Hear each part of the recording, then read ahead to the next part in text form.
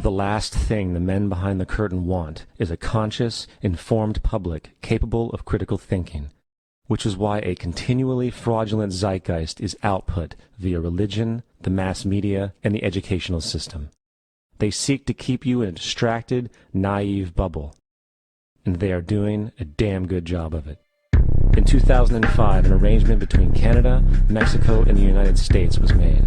This arrangement, unannounced to the public, unregulated by Congress, merges the United States, Mexico, and Canada into one entity, erasing all borders.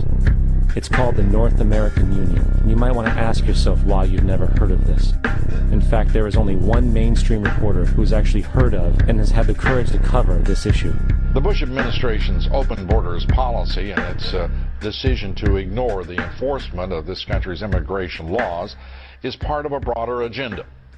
President Bush signed a formal agreement that will end the United States as we know it, and he took the step without approval from either the U.S. Congress or the people of the United States.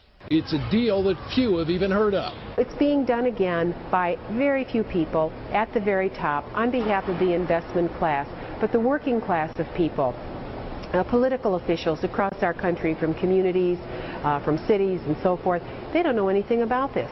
This isn't some trade agreement. It is a total removal of sovereignty from these countries, which will also result in a completely new currency called the Amero. Fall. Apart from that, I think one thing people who are dollar-based need to focus on is the Amero. That's the one thing that nobody's talking about that I think is going to have a big impact on everybody's life in Canada, the U.S., and Mexico. The Amero is the proposed new currency for the North American community, which is being developed right now between Canada, the U.S., and Mexico to make a borderless community, much like the EU, and the dollar, Canadian dollar, U.S. dollar, and the Mexican peso replaced by the Amero. By default of this agreement, the American Constitution will eventually be obsolete. You would think that a situation like this would be on the cover of every major newspaper. That is until you realize that the people who are behind this movement are the same people behind the mainstream media, and you are not told what you're not supposed to know. The North American Union is the same concept as the European Union, the African Union, and the soon-to-be Asian Union, and the same people are behind all of them. And, when the time is right, the North American Union, the European Union, the African Union, and the Asian Union will be merged together, forming the final stages of a plan these men have been working on for over 60 years. A one-world government.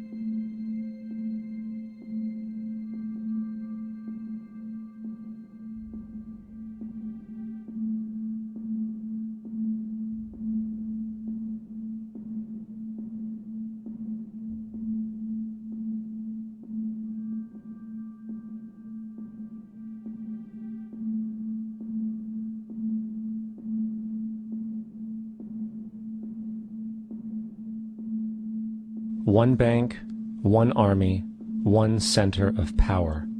And if we have learned anything from history, it is that power corrupts, and absolute power corrupts absolutely. This is Aaron Russo, a filmmaker and former politician. To his left is Nicholas Rockefeller of the infamous Rockefeller banking and business dynasty. After maintaining a close friendship with Nicholas Rockefeller, Aaron eventually ended the relationship, appalled by what he had learned about the Rockefellers and their ambitions. I got a call one day from an attorney woman I knew, and she said, "Would you like to meet one of the Rockefellers?" I said, "Sure, I'd love to." And we became friends, and he began to divulge a lot of things to me. So he said to me one night, he said that there's going to be an event there. And out of that event, you're going to see we're going to go into Afghanistan, so we can run pipelines from the Caspian Sea. We're going to go into Iraq to take the oil and establish a base in the Middle East. And we're going to go into Venezuela and try and get rid of Chavez. And the first two they've accomplished. Chavez they didn't accomplish. And he said you're going to see guys going into caves looking for people that they're never going to find. He was laughing about the fact that you have this war on terror. There's no real enemy. He's talking about how by having this war on terror, you can never win it because it's an eternal war. And so you can always keep taking people's liberties away. And I said, how are you going to convince people that this war is real? He said, but the media can convince everybody it's real. I mean, it's just that you keep talking about things. You keep saying it over and over and over again, and eventually people believe it. You created the Federal Reserve in 1913 through lies. You create 9/11, which is another lie. Through 9/11, you're fighting a war on terror, and now all of a sudden you go into Iraq, which was another lie, and now they're going to do Iran. And it's all one thing leading to another, leading to another, leading to another. Now, I would say, what are you doing this for? What's the point of this thing? You have all the money in the world you ever want. You have all the power. I said, you're hurting people. It's not a good thing. And he would say, what do you care about the people for? Take care of yourself and you take care of your family. And then I said to him, what are the ultimate goals here? He said, the ultimate goal is to get everybody in this world chipped with the RFID chip and have all money be on those chips and everything on those chips. And if anybody wants to protest what we do or violate what we want, we just turn off their chip. That's right, microchipped. In 2005, Congress, under the pretense of immigration control and the so-called war on terrorism, passed the REAL ID Act, under which it is projected by May 2008, you will be required to carry around a federal identification card, which includes on it a scannable barcode with your personal information. However, this barcode is only an intermediary step before the card is equipped with a VeriChip RFID tracking module, which will use radio frequencies to track your every move on the planet.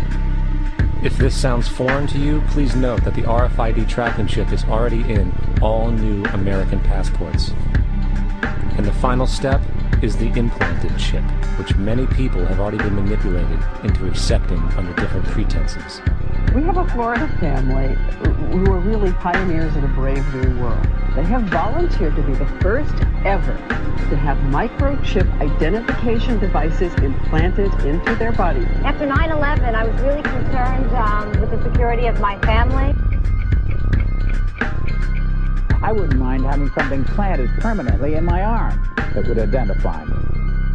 In the end, everybody will be locked into a monitored control grid where every single action you perform is documented. And if you get out of line, they can just turn off your chip, for at that point in time, every single aspect of society will revolve around interactions with the chips.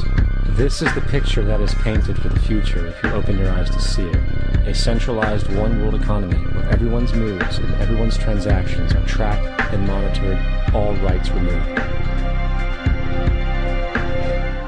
The most incredible aspect of all.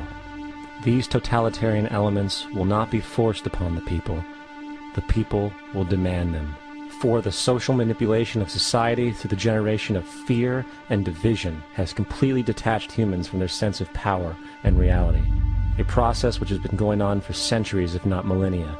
Religion, patriotism, race, wealth, class, and every other form of arbitrary, separatist identification and thus conceit has served to create a controlled population, utterly malleable in the hands of the few. Divide and conquer is the motto, and as long as people continue to see themselves as separate from everything else, they lend themselves to being completely enslaved. The men behind the curtain know this, and they also know that if people ever realize the truth of their relationship to nature, and the truth of their personal power, the entire manufactured zeitgeist they prey upon will collapse like a house of cards.